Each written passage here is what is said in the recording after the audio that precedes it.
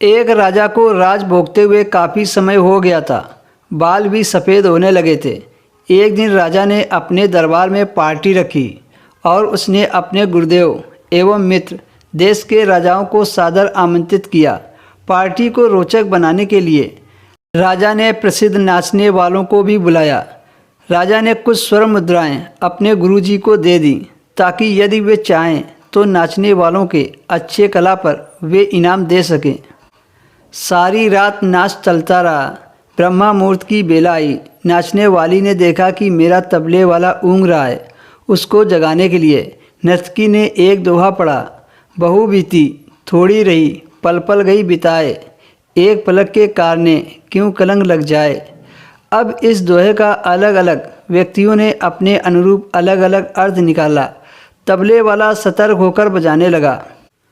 जब यह बात गुरुजी ने सुनी तो उन्होंने सोने की सारी मोहरें उस नर्तकी के सामने फेंक दी।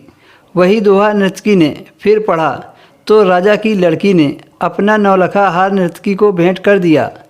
जब उसने फिर वही दोहा पढ़ा तो राजा के पुत्र ने अपना मुकुट उतार कर नर्तकी को दे दिया। नर्तकी फिर से वही दोहा दोहराने लगी तो राजा ने कहा, बस कर, एक दोहे से तुमने वैश्या होकर भी सब कुछ लूट लिया। जब यह बात राजा के गुरु ने सुनी, गुरुजी की आंखों में आंसू आ गए और गुरुजी कहने लगे, राजा इसको तुम वैश्या मत कहो, ये तो अब मेरी गुरु बन गई है। इसने मेरी आंखें खोल दी।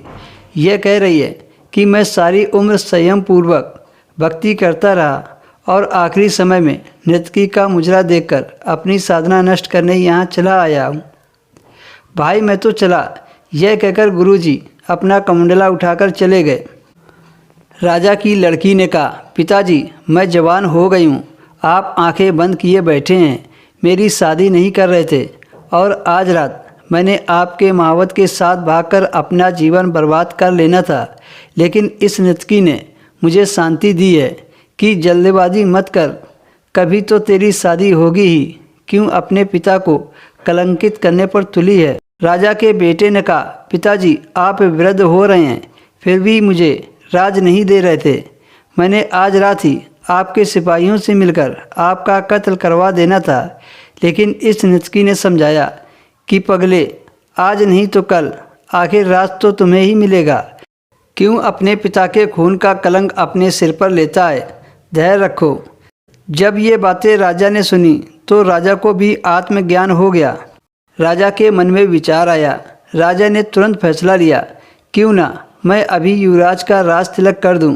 फिर क्या था, उसी समय राजा ने युवराज का राज तिलक किया और अपनी बेटी से कहा, बेटी दरबार में एक से एक राजकुमार आए हुए हैं, तुम अपनी इच्छा से किसी भी राजकुमार के गले में वरमाला डालकर पति के रूप में चुन सकती हो।